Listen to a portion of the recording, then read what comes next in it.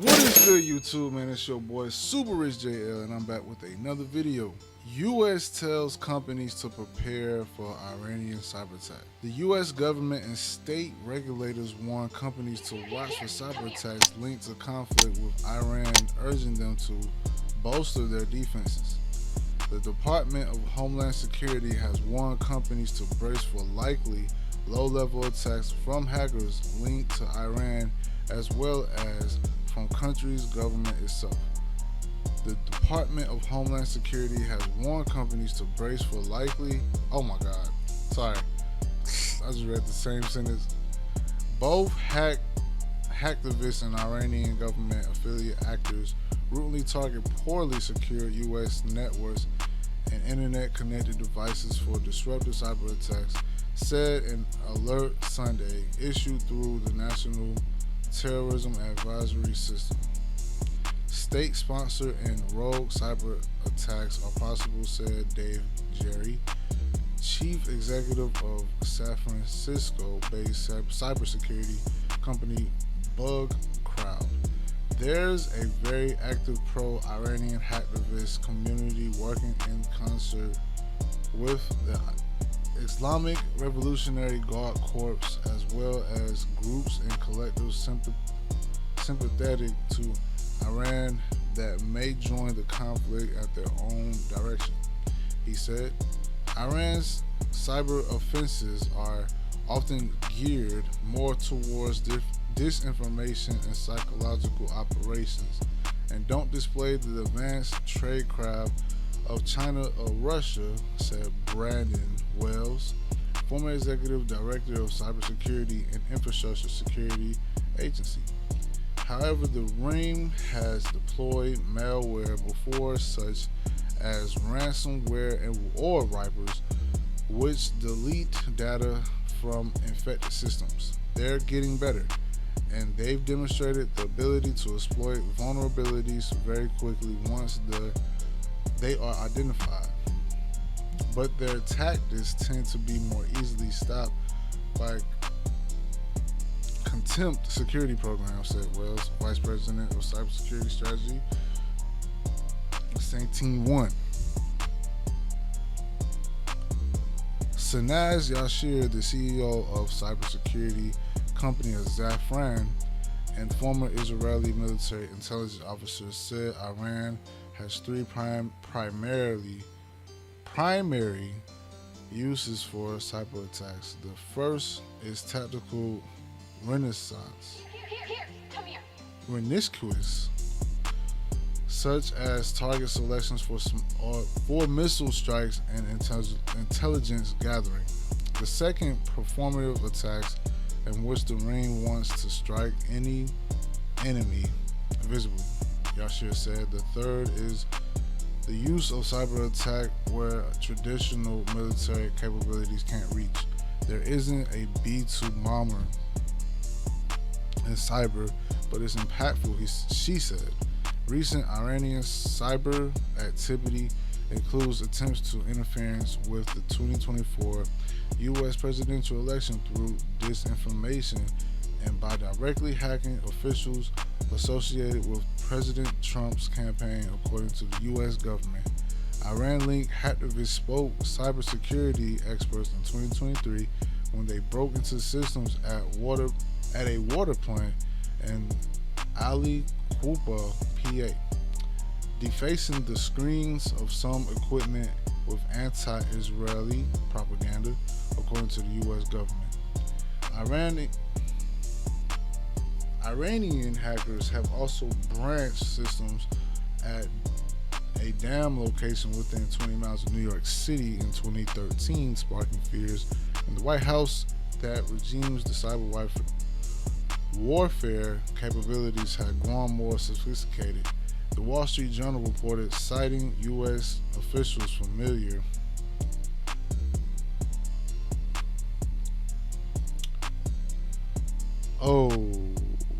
sorry about that, y'all. I lost where I was reading at, but it's okay. We all make mistakes.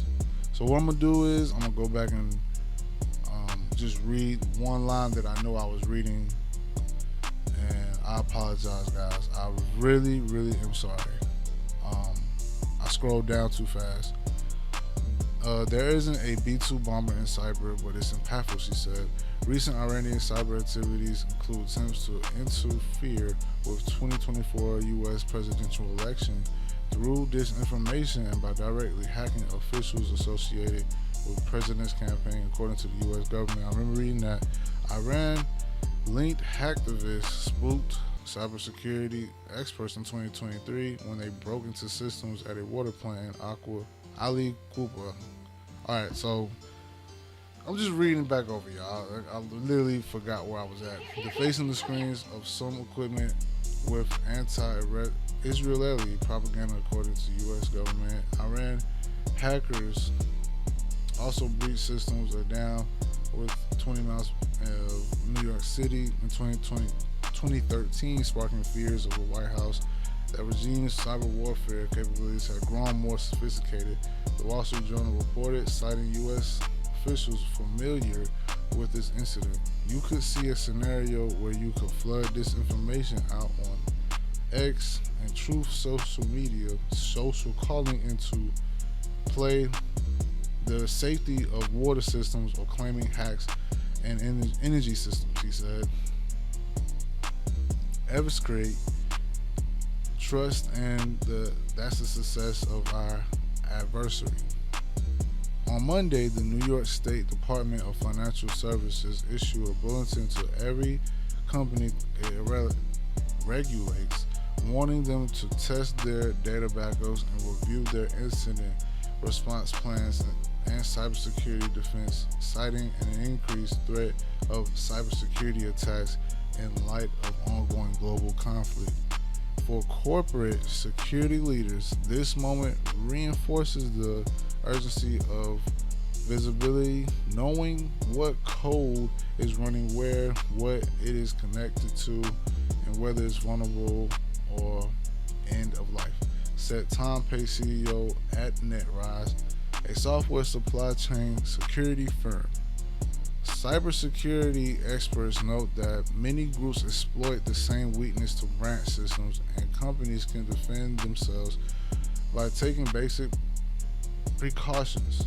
These include using multi-factor authentication, patching software to close known security flaws, and disabling or changing default passwords. Open vulnerabilities are going to be the low-hanging fruit, said David Norland, Chief Technology Officer at Lumify Cybersecurity. James Randall with the report. I feel like this was very important because, for those that watch the channel, I want you guys to know that